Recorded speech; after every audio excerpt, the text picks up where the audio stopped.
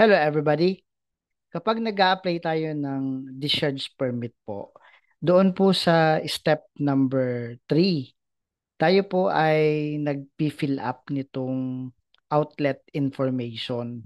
At dito po sa outlet information ng step 3, naglalagay tayo dito ng location of the outlet, description of the outlet, the geolocation, evidenced by latitude and longitude, the geolocation of the outlet, and the name of the receiving body of water.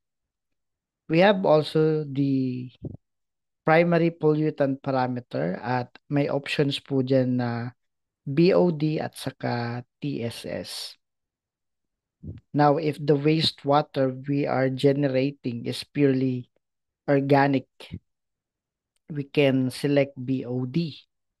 And based on your water sampling and analysis, kung ano po ang average BOD concentration as reflected in the result of laboratory analysis.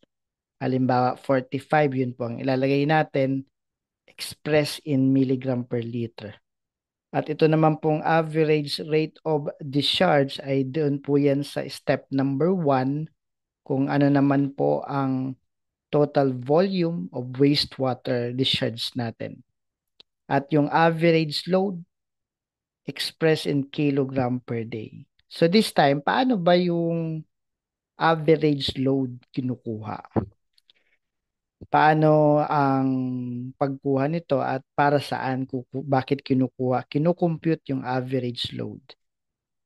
And for me, it is to determine kung magkano ang load-based fee.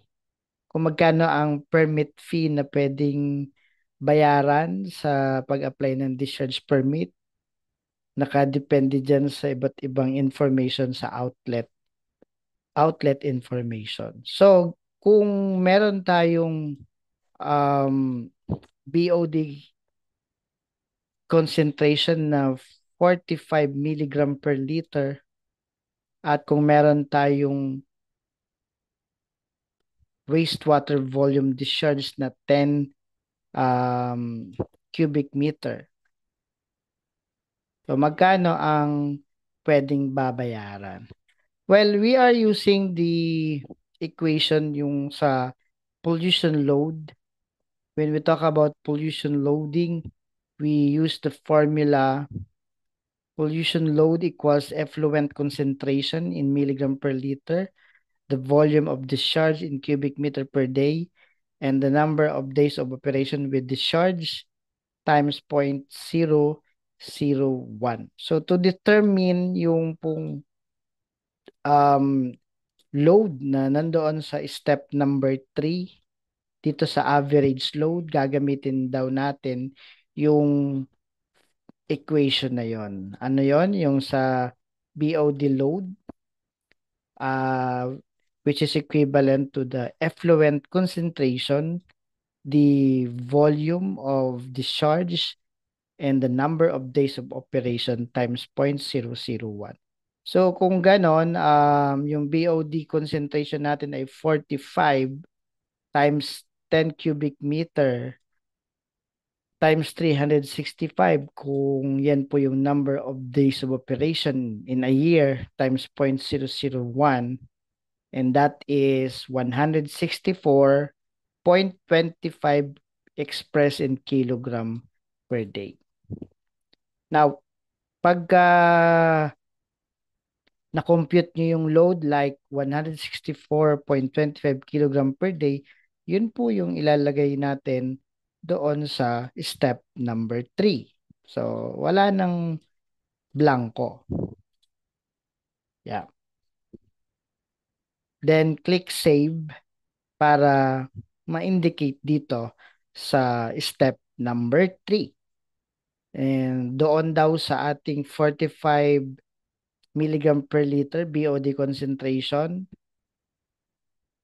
with the average rate of discharge of 10 cubic meter per day, meron tayong average load na 164.25 kilogram per day. So you can now proceed sa step number 4. Now, para saan nga po ba yung load na yon, no?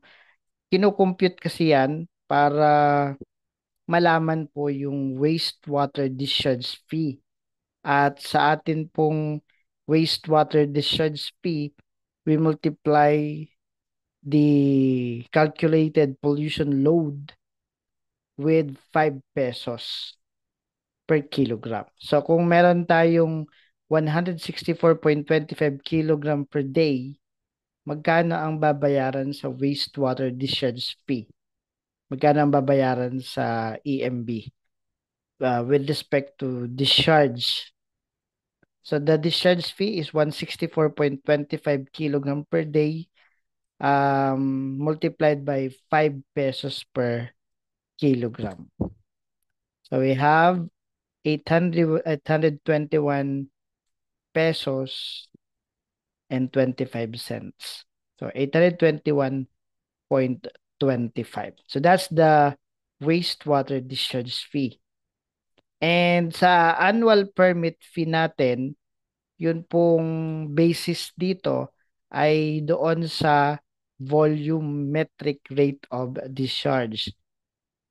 Yung permit fee, nakadepende po siya sa dalawa. One is yung discharge volume at doon sa klase ng discharges if with heavy metals or without heavy metals. So if we have zero discharge, we have an annual fee of 2,000 pesos.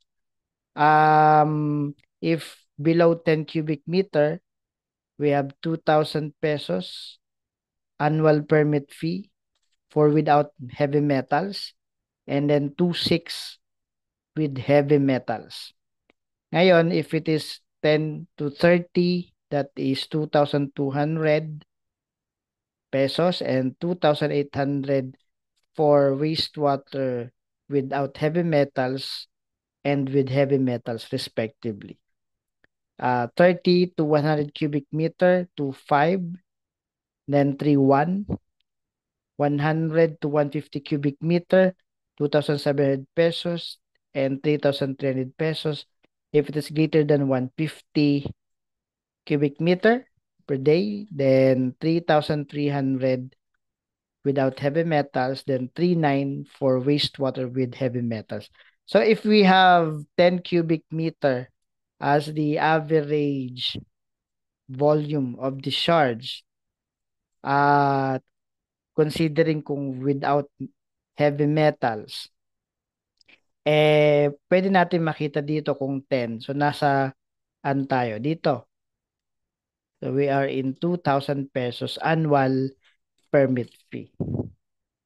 So, therefore, the applicable fee na pwedeng bayaran natin is that is the combination of a discharge fee and annual permit fee. The wastewater discharge fee based on our example is 821.25 pesos at yung ating annual permit fee is 2,000 pesos because of the volumetric flow rate of 10 cubic meter without heavy metals based on the tables presented.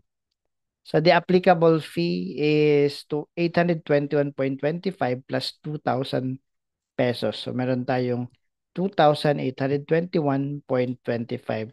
At yung pinakababayaran natin, we can check the exact fee sa ating mga order of payment issued by the concerned EMB regional office. So yan po yung purpose nung nasa step number 3 para malaman yung discharge fee based on the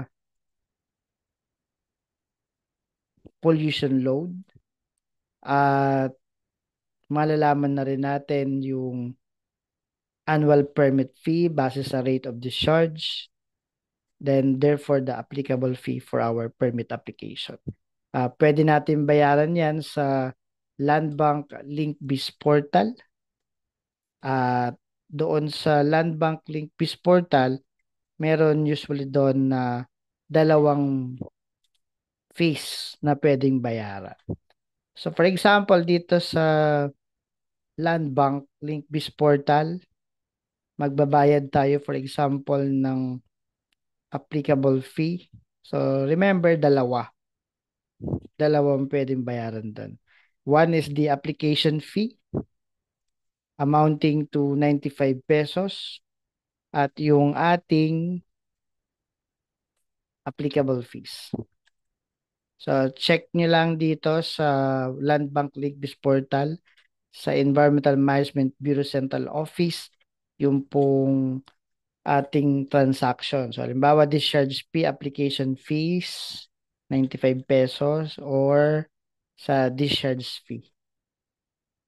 So fill upan nyo lang dito yung information na kailangan para makapagbayad tayo dito sa portal. So yun lamang po. Maraming salamat and I hope kayo po ay may natutunan sa ating mga diniscuss. Ano po? So remember na merong fill upan tayo sa step number 3 which is about the water pollution information. So number 2, we are providing the outlet information. And number 3, we are providing the average load. So that's the important things to remember in step number 3 of the search permit application via online permitting and monitoring system. Maraming salamat everyone at I hope you have learned something today at magamit nyo po sa pag-secure ng discharge permit. At magampanan din natin yung ating tungkulin, lalong-lalo sa nakalagay sa Section 10 of DAO 2014-02 in item number 3 to attend to all permitting and registration requirements of the establishment. At kung gusto nyo pang matuto, malaman ang iba pang mga bagay sa mundo ng environmental compliance, permitting, reporting, registration requirements, please subscribe to this channel. Please follow and subscribe. Please share these videos. Maraming salamat po sa ating lahat. Tayo po ay mga mabuting katiwala ng kapaligiran. Salamat po ng marami at God bless us all.